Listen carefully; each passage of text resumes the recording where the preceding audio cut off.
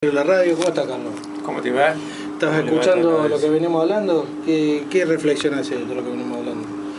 Lo que estaba escuchando. Mira, puntualmente creo que la coherencia es algo que se ha perdido. Uno no solamente tiene que decir, sino tiene que hacer. Y en eso, realmente, bueno, acá he podido disfrutar y vivir al lado de personas que han tenido eso, coherencia de vida. Cacho Reviglio, alguien que está muy presente en esta emisora, el cura Víctor, la Marta Juana, mi maestra, el otro loco que también está muy olvidado, este viejo dirigente vecinal de acá de Villa Libertador, que fue presidente del centro vecinal. Pero bueno, estamos acá para compartir, para estar amenamente. ¿Sos nacido acá en el barrio, Carlos, vos? Llegué de muy chico. Mi familia es una de las históricas del barrio, digamos. Mi abuelo desde el año 40, alrededor del año 40 hasta acá, siglo pasado, cuando todavía, digamos, estaba en auge Villa Forestieri, antes de ser... ¿Vino con los regalos de los terrenos, eso, tu abuelo? Era de la gente que emigró a la zona sur. Él no compró el traje, le compró el terreno a alguien que ya había hecho un chalecito inglés ahí en el pasaje 15, a una cuadra de la plaza de Villa Libertador. Y bueno, ahí le puso a la casa Villa Rita en honor a mi abuela. Fue la sede del primer centro de salud de la zona sur, el dispensario, que él simplemente prestaba la vivienda para que pudiera participar, entre otros, el legendario enfermero Don Contreras, aquel que andaba con su bicicleta recorriendo las casas para vacunar, para poner una inyección en el caso de que estuvieran enfermos, para controlar la presión a quien estaba mal. Todas esas historias uno las fue vivenciando desde muy niño, naturalizando, digamos, de que el ser humano era más que individual, alguien colectivo inserto en una comunidad. Y creando conciencia de ahí, ¿no? También generosidad. Indudablemente. Formando otras personas, ¿no? Cuando vos aprendes, digamos, que vivir en comunidad tiene más que el hecho individual de sobrevivir, sino que es compartir, como lo hacíamos en aquellos años en la parroquia de nuestro barrio para las Navidades. Creer que la alegría, digamos, de la conformación de un hombre nuevo y todo eso, estaba en el hecho de compartir. Cada cual traía lo que pudiera, estaba eso puesto sobre la mesa, sin ningún tipo de sentido de propiedad personal, sino simplemente por ese hecho de la alegría de compartir. Y ahí la pasamos de lujo los chicos, porque nos llenábamos de morfi, de lo mejor que podía hacer cada cual, y la disfrutamos, y el amanecer de otro día era realmente muy gratificante. Contame, nosotros acá, que hoy hablamos con el Tevi, que estamos en 65 programas, y de esos 65 han pasado más de 120 historias, y se va escribiendo la historia del barrio, pero vos recién nombraste una persona que casualmente hemos hablado poco acá en esta mesa, que es de Marta Juana González.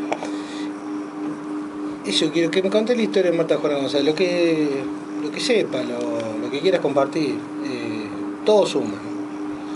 Más allá de lo elemental que fue ella en cuanto a acompañarte a entender que la educación no era solamente algo para predisponerte para el trabajo futuro, para entregar tu fuerza de trabajo al sistema, ya sea privado o estatal, sino fundamentalmente que la palabra era una herramienta de liberación. Con ella podías conocer y navegar en espacios que tenían que ver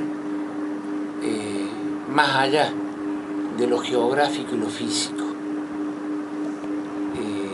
Pasear con ella por las sierras cordobesas en los campamentos, junto con el Vitín, junto con todo el grupo de la parroquia, el Cacho Reviglio ahí a los pedos con sus rastreojeros, repechando los gigantes para arribar a un lugar de ensueño, que los niños, pobres como éramos nosotros, no tenían la posibilidad de que los viejos lo llevaran a pasear a semejantes lugares.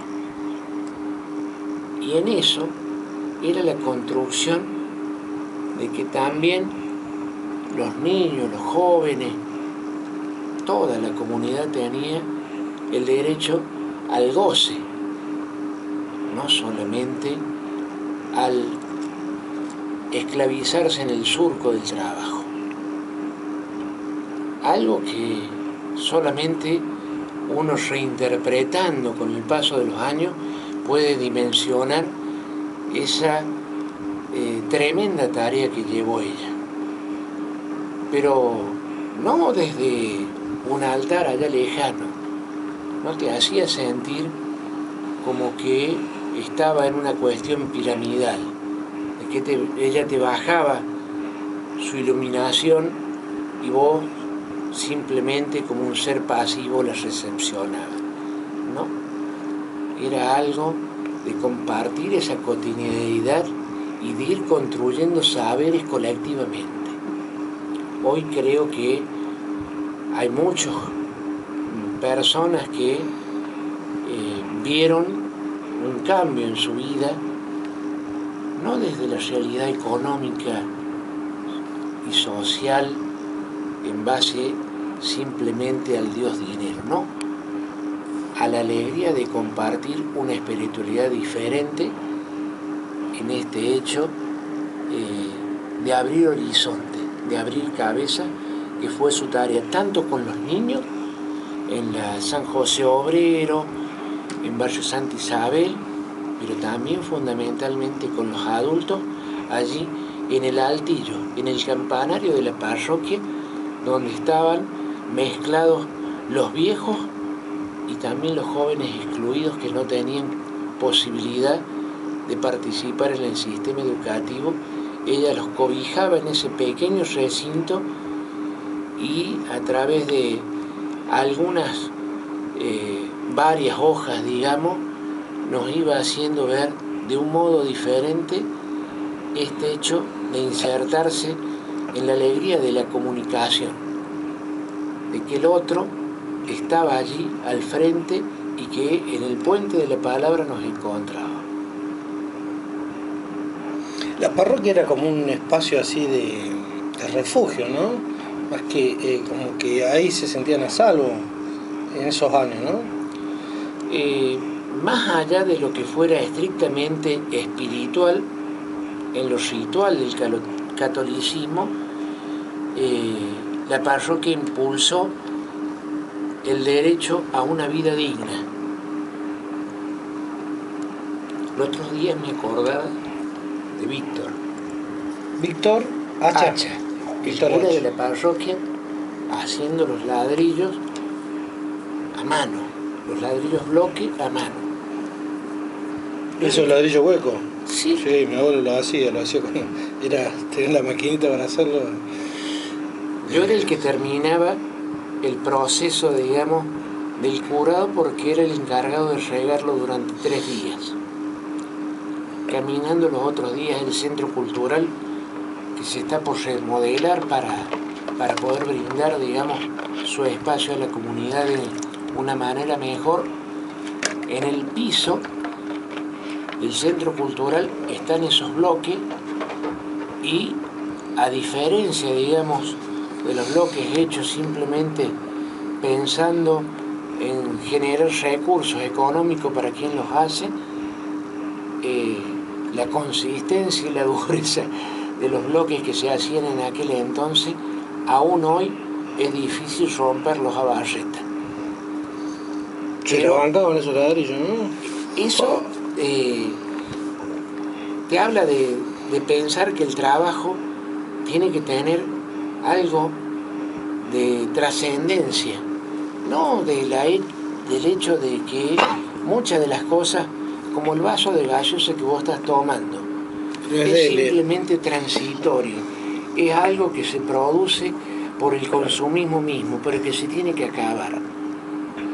En aquel entonces, cuando nos juntábamos a hacer una loza, las mujeres haciendo parte de la comida o incluso el asado, o compartiendo también la pala, digamos, para hacer el hormigón que se hacía pala, para llenar una loza, nos damos cuenta de que esa intensidad de la unión en la práctica de la construcción del hombre nuevo tenía que ver por una cuestión de valores basado en la solidaridad.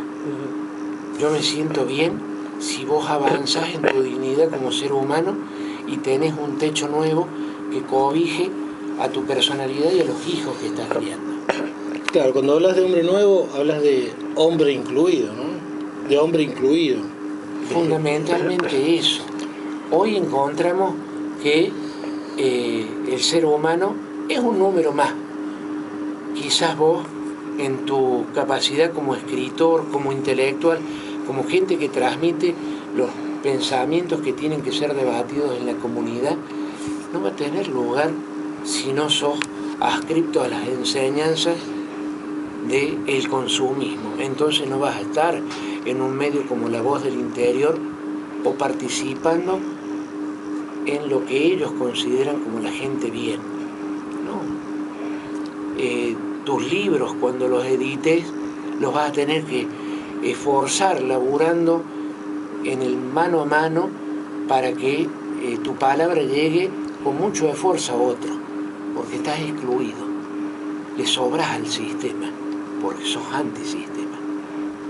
Hoy los trabajadores tienen eso, al sistema le sobran trabajadores, entonces es muy posible que muchos oficios estén totalmente rechazados. El colchonero dejó de ser alguien que pasaba acomodándole el colchón por las casas de la gente, porque están los colchones de goma y espuma. ¿Qué hacía específicamente el colchonero? ¿Cómo era ese oficio?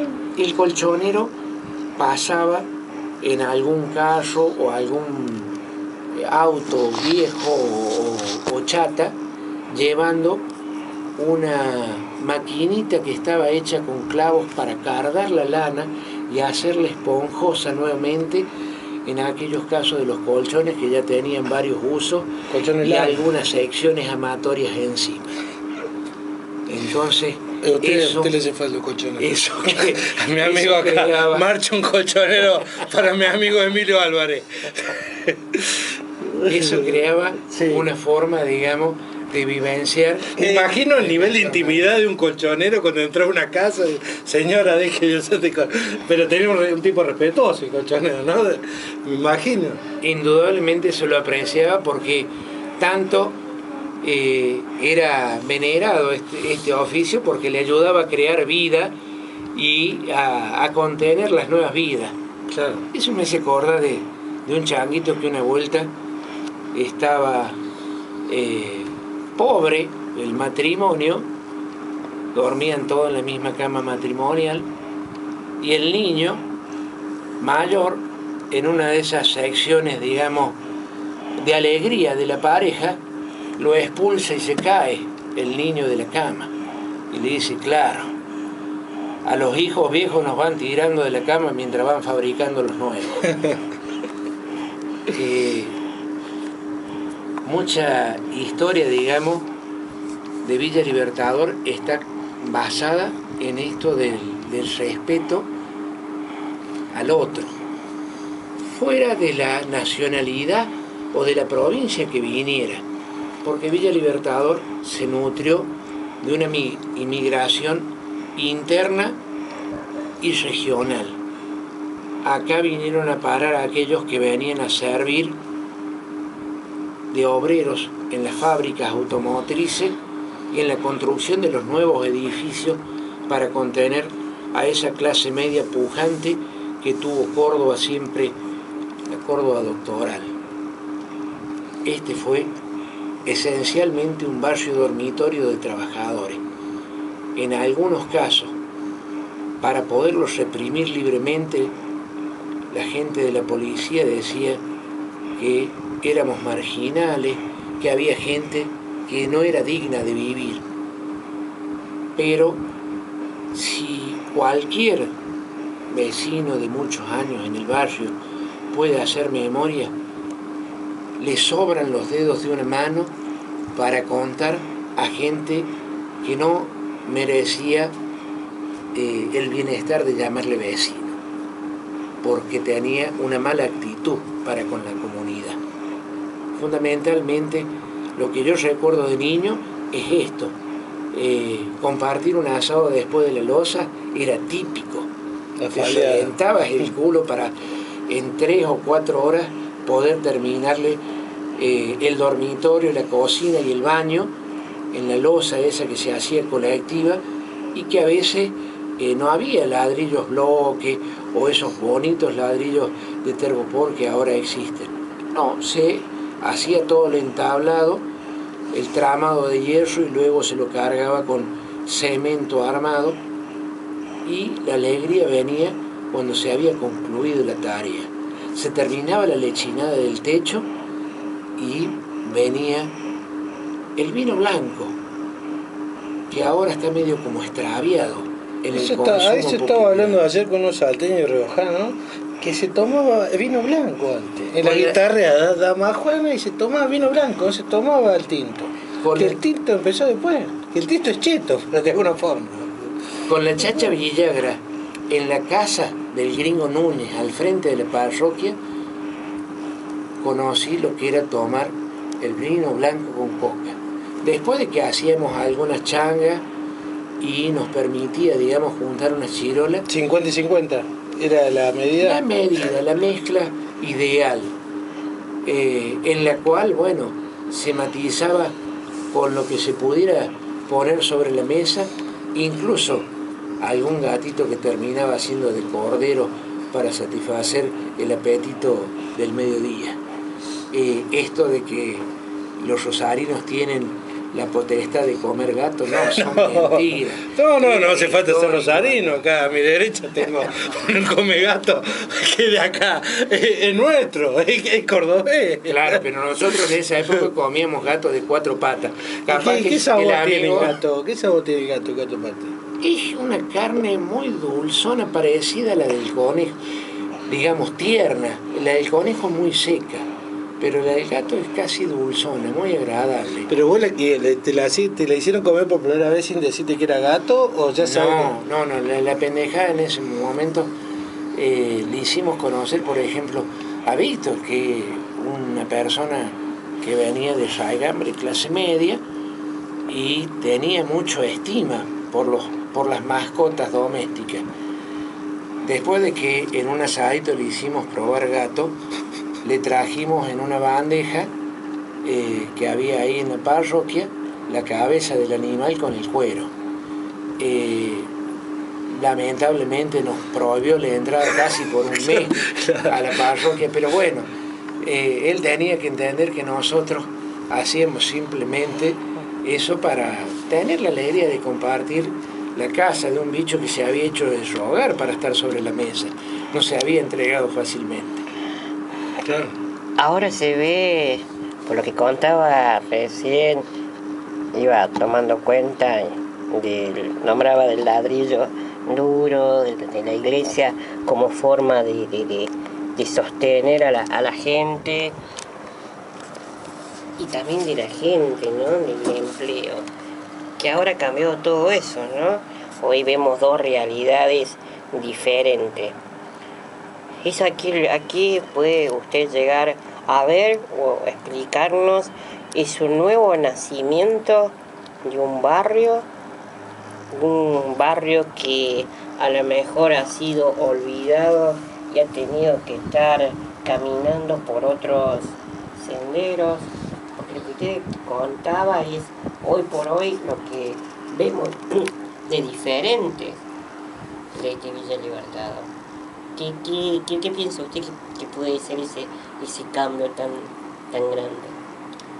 Villa Libertador nació, digamos, de la mano de un sastre muy creativo, digamos, en cuanto a impulsar sus ventas, que era entregarle un terreno alejado del centro, 10, 12 kilómetros, y realmente fue recepcionado en su momento por la clase media cordobesa, la clase doctoral, aquellos que en su primera instancia tuvieron un terreno, lo lograron a través de la compra de un traje.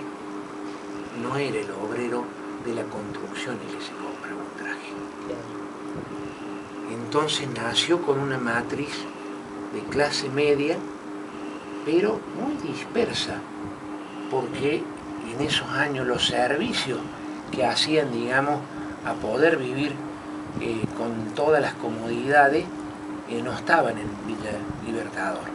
El agua potable no existía, la luz arribó allá por a los filos de los años 50, era muy rupestre, digamos, Villa Libertador.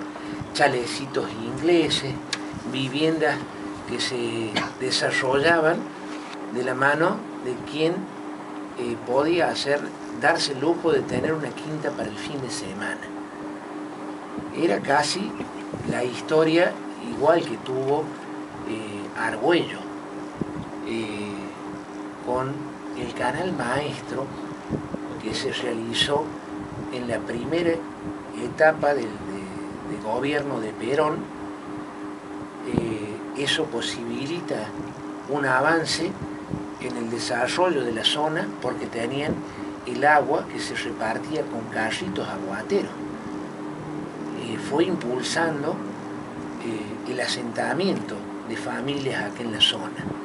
Lo que dispara y cambia la realidad socioeconómica de los habitantes es el asentamiento en la década del 50 de las fábricas Kaiser Argentina en los terrenos que donan para que se asiente allí en barrio Santa Isabel. Los terrenos que estaban sin ocupación pasan a ser vendidos por algunas inmobiliarias y esto se transforma de un barrio de clase media en el dormitorio de la clase obrera metalúrgica y metalmecánica.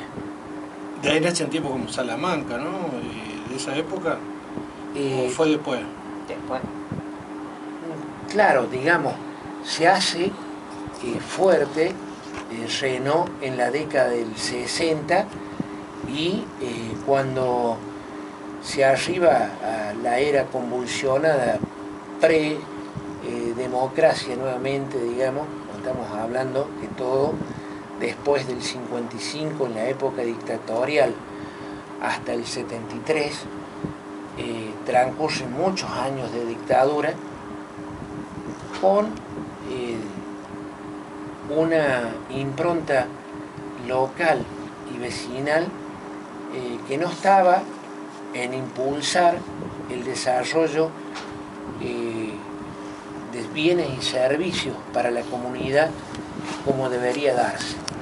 Las escuelas inicialmente en Villa Libertador fueron a pulmón hechas por los vecinos, la misma parroquia que está allí frente a la plaza de Villa Libertador, todas tuvieron la imprenta de la autogestión, la autoconstrucción.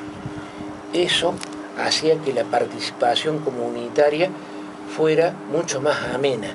Hoy, Villa Libertador, transcurrido más de 3 décadas de aquella época, quizás te encontrás con vecinos de la misma cuadra que apenas se conocen el nombre.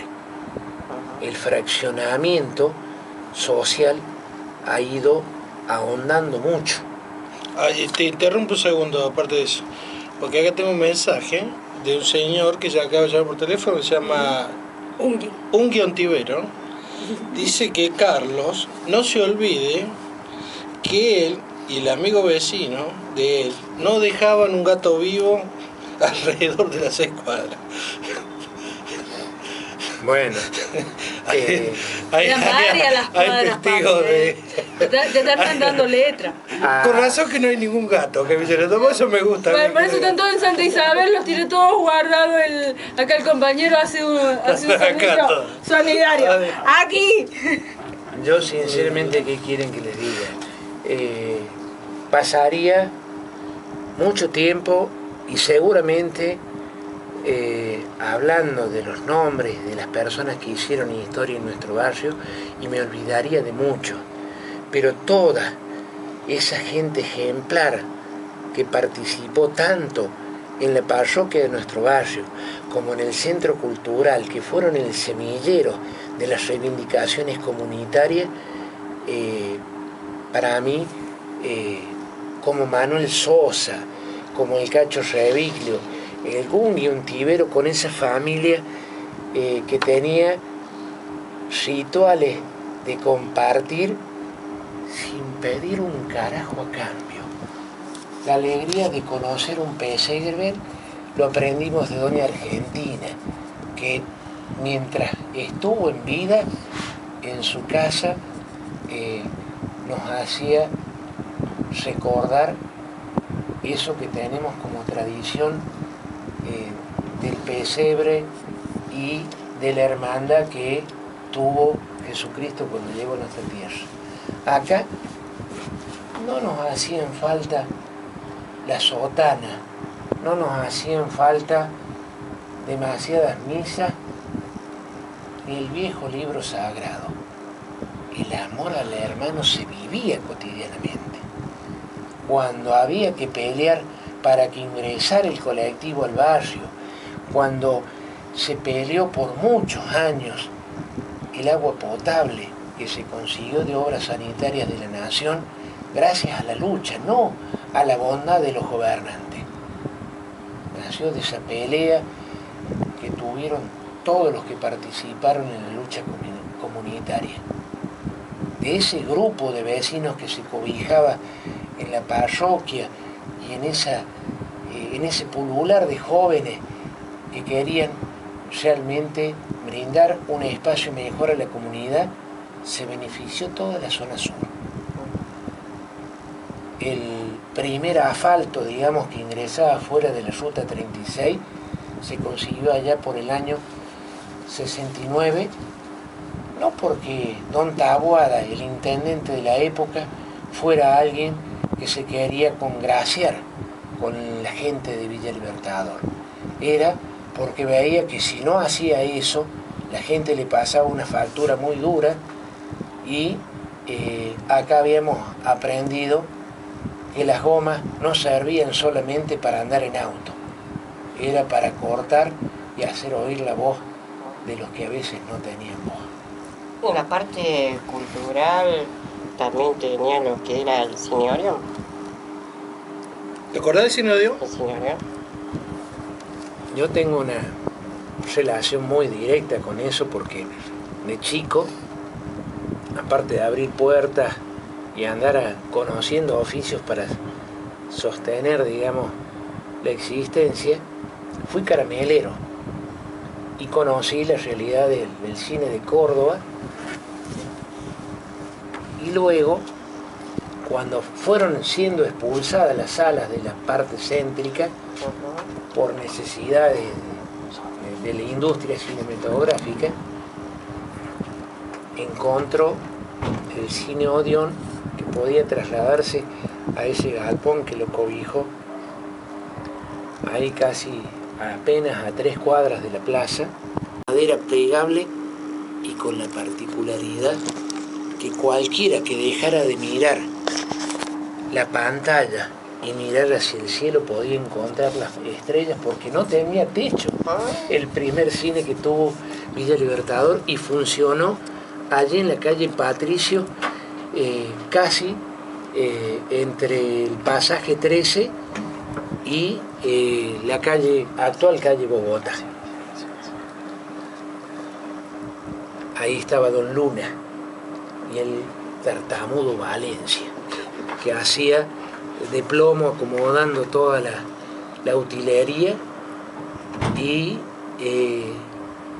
aún me queda en la memoria, digamos, de estar allí viéndola a una jovencísima Marilena Ross en una escena media escabrosa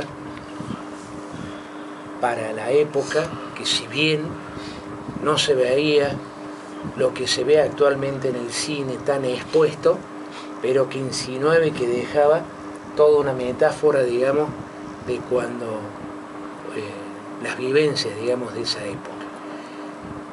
Realmente me sirve y me emociona, digamos, recordar toda esa época de la infancia. Entonces lo trasladan al cine que estaba en el centro, lo trasladan a Villa Libertador, al Cine Odeón. Cuando por necesidades, digamos, de quienes regentean la sala, que si bien hay algunos propietarios individuales de las salas cinematográficas, pertenecía como a una cadena en el cual estaban expuestos que veíamos, que teníamos que ver. En el cine Cervantes veíamos las de Cowboy. En el Ópera, que era el que yo participaba de caramelero, estaban todas las películas que venían de Europa. Una temática mucho más para la gente intelectual, si se quiere. Más el cine sueco, el cine italiano, el cine Sí, de ese tipo. Encontrar realmente Fellini, todos los que realmente te exponían en las escenas cosas, pero que te dejaban después pensando qué es lo que te habían querido. Y te dejaban una expresar. musiquita hermosa en la cabeza. Claro. Nino Rota, casi una bestia. ¿Por qué Nino Rota, ¿Por qué terminan Morricone. cerrando el cine de acá de Villa Libertador? Que Miriam me corroboraba en el 84, parece que fue que cerró el Odeón.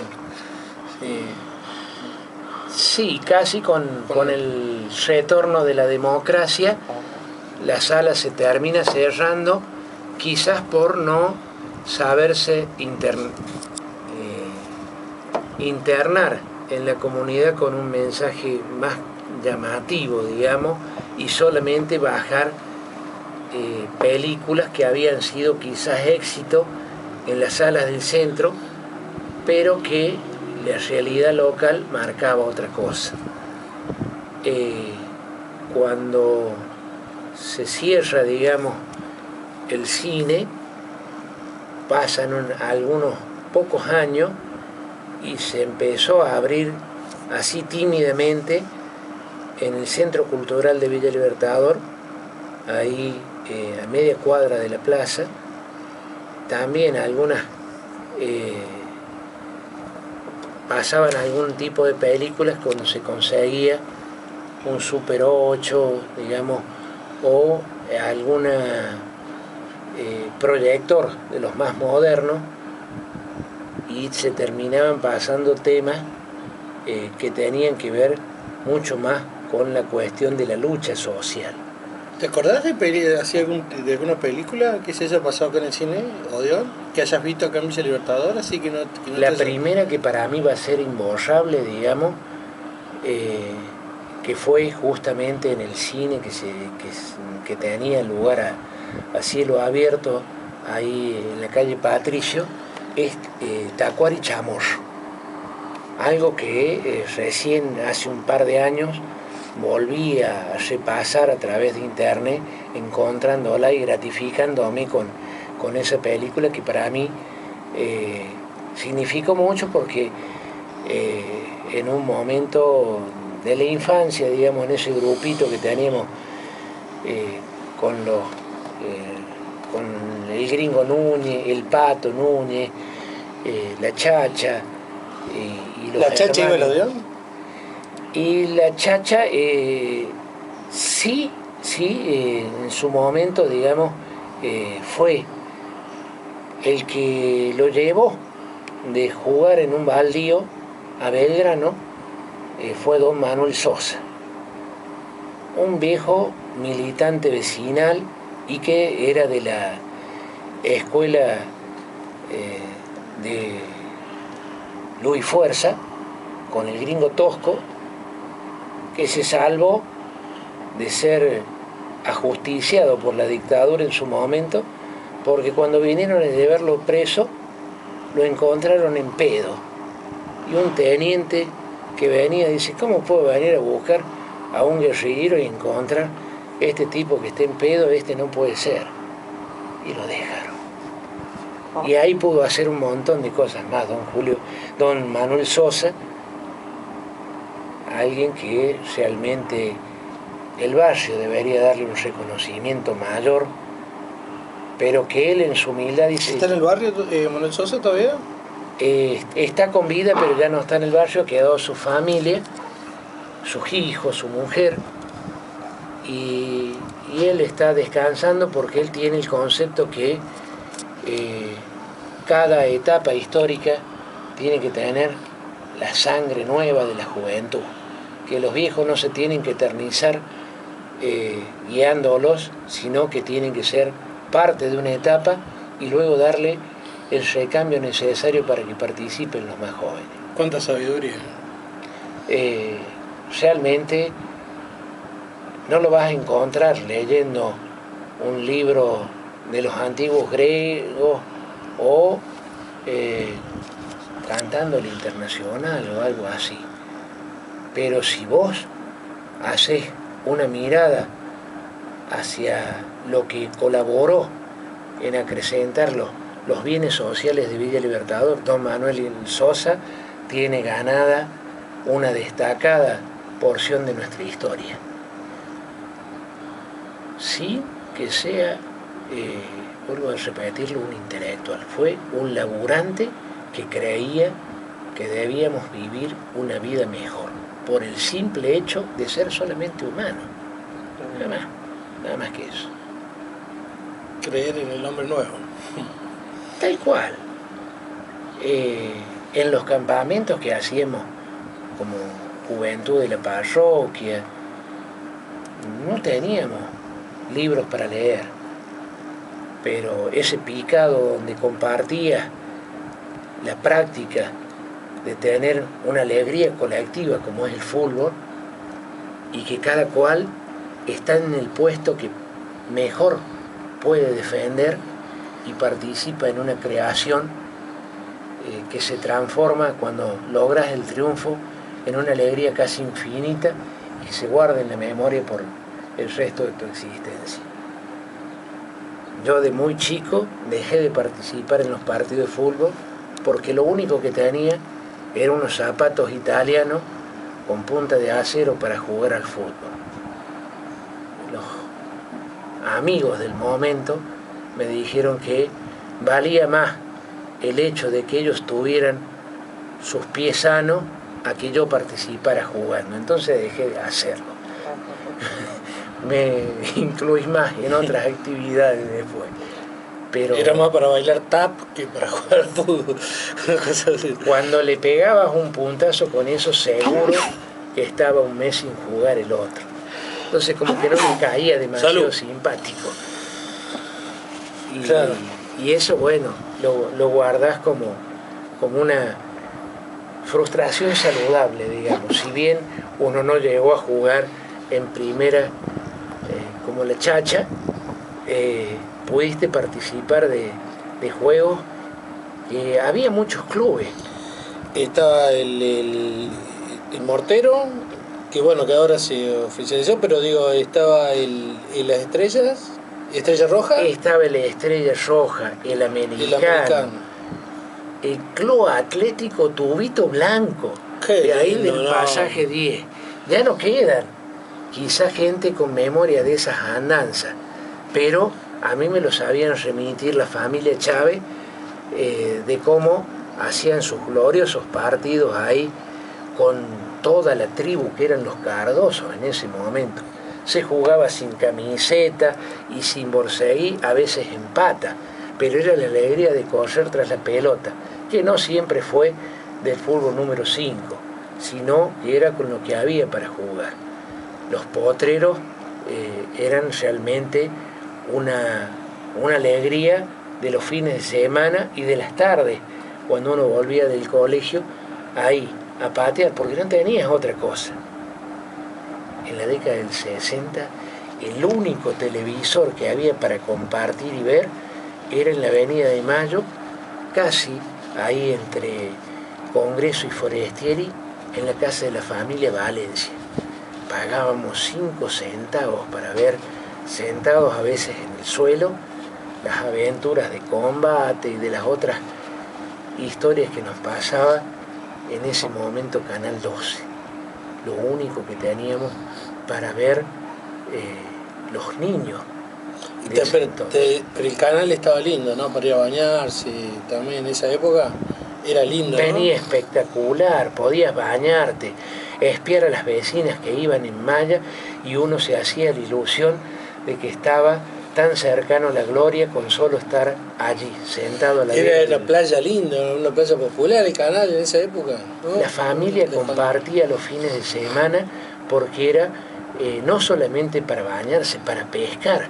Mojarrear nos permitía a los chicos y a los jóvenes de ese entonces compartir una fritanga que la terminábamos pasando con algún trago de cruz o alguna gaseosa, que en ese momento era un lujete, pero cuando podía la compartíamos con ellos. Me acuerdo que nombré la cruz, me lo iba a decir mi amigo que acá le gusta pescar, pero no le gusta pescar mojarrita, le gusta pescar vieja del agua a él.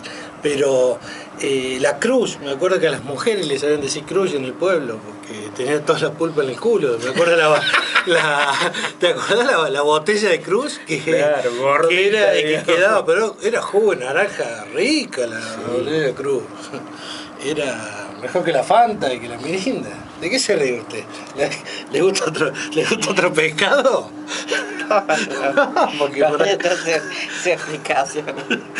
Vos sabés que le voy a hacer laburar un poco a la persona que está ahí a los controles, si me piro. Creo que está en otra cosa. Está en otra cosa. Cuando le posibilite a Miriam, le voy a pedir un tema musical de alguien que lo descubrí tan solo unos 10 días antes de que él partiera, a don Raúl Carnota, y me partió la cabeza el tema El otro camino.